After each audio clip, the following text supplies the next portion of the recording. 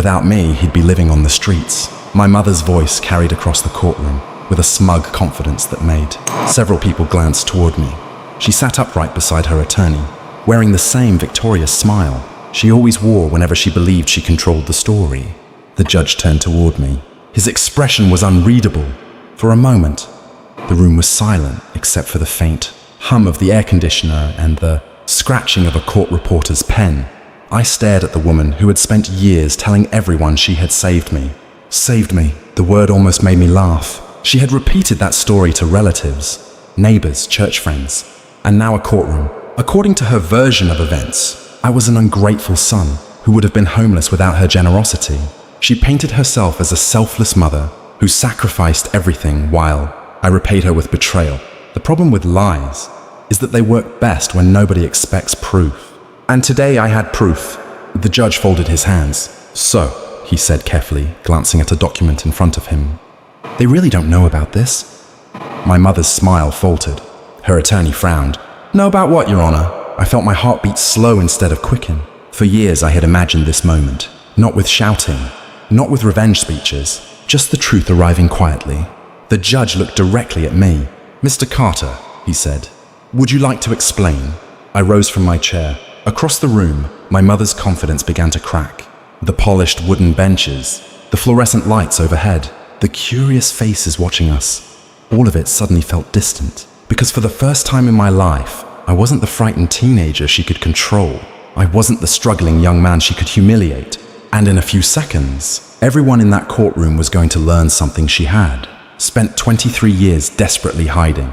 "The truth is," I said. My mother's face went pale. "She's not the one who saved me." And for the first time all morning, she looked afraid. My name is Ethan Carter, and for most of my life, people knew me only through my mother's version of me. According to her, I was difficult, ungrateful, lucky to have her. Every achievement I earned somehow became evidence of her sacrifice rather than my effort. If I graduated with honors, she told people she pushed me. If I landed a good job, she claimed she guided me. If I survived hard times, she reminded everyone that I owed those victories to her. After a while, people stopped asking for my side of the story. I learned young that arguing only made things worse. My mother had a gift for controlling narratives. She could cry on command, twist conversations, and make reasonable people doubt what they had just witnessed. By the time I was 16, I understood that truth and proof were not always the same thing. My father died when I was 9. After that, she became the center of every decision, every financial account, and every piece of family history. Relatives saw a hard-working widow raising a son alone. They never saw the bank statements, the hidden letters, or the opportunities that mysteriously disappeared whenever I became too independent. I spent years being underestimated because I stayed quiet. People assumed silence meant weakness. What they didn't realize was that while my mother was busy controlling the story, I was quietly collecting every page of the truth. The betrayals were never dramatic enough to attract attention.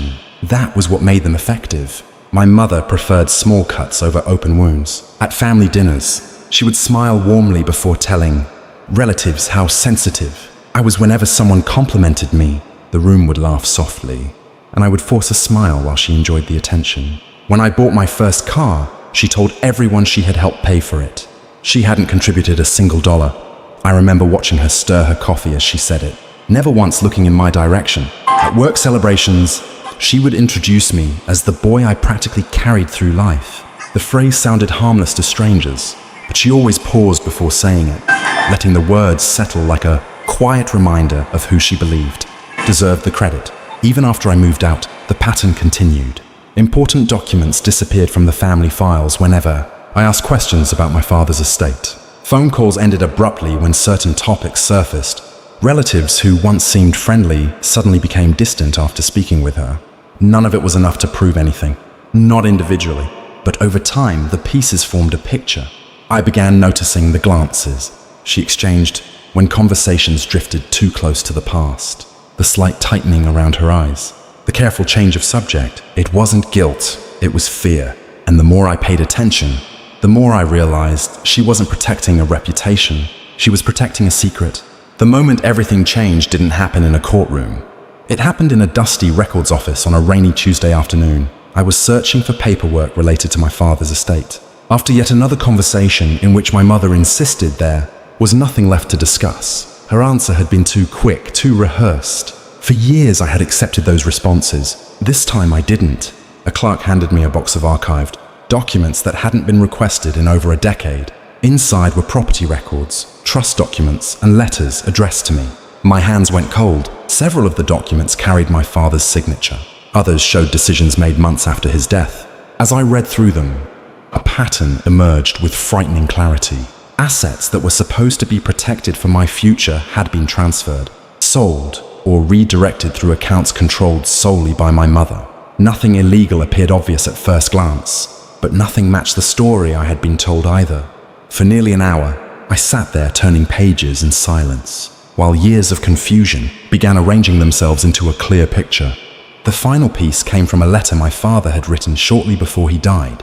It wasn't dramatic, just honest, and it proved he had planned a future for me that never reached me.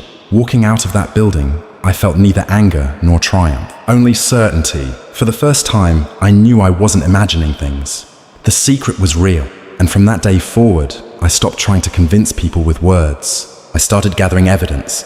I didn't confront my mother. That would have warned her. Instead, I treated the situation the way I handled problems at work, with patience, documentation, and facts. By then, I had spent several years working as a financial analyst. My job required me to notice inconsistencies, follow paper trails, and understand how money moved between accounts. Those skills became far more valuable than anger ever could. Every evening after work, I reviewed records. I requested archived documents, obtained certified copies of estate filings, and organized everything into timelines. Dates that once seemed unrelated suddenly connected. Transfers, signatures, property sales, and account changes formed a sequence that was impossible to ignore. I kept detailed notes, no assumptions, no emotional conclusions, only verifiable facts. Whenever I discovered a discrepancy, I consulted professionals instead of relatives. An estate attorney reviewed documents I provided.